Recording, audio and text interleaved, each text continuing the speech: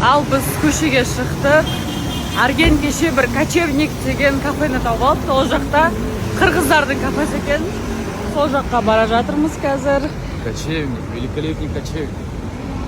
Бір 20 минуттық жер екен біздің отельден. Сол пешком жүріп, местностьті көріп жатырмыз.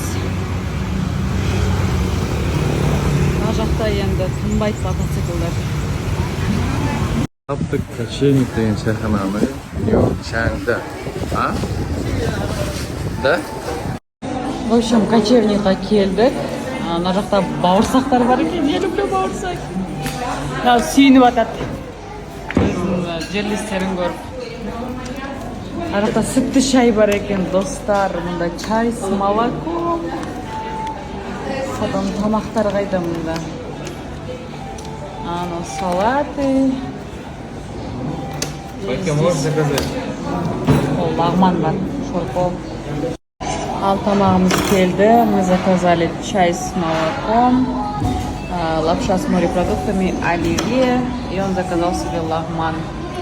Ас болсын жан. Қай екен? Соны бекен? Соны. Кіріп тамақ заказ бердік. Өзіміздің тамақтардан içi уютный екен, içinde қырғыздар, қазақтар. Ештеңе бро.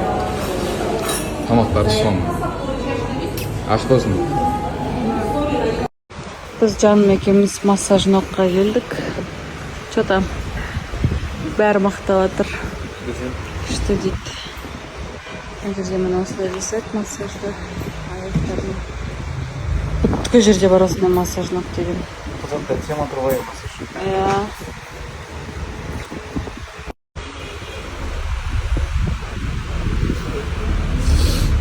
Что там, да? Енді бастап жатыр ғой. Не бастады? Массаж. Кайфуем, как депутаты. Короче, мына екеуі төбелесіп отыр бір-бірімен. Орысысы массаж жасап төбелесіп отыр бір-бірімен. Түкіре ма бір-біріне. Hey guy, what are you doing?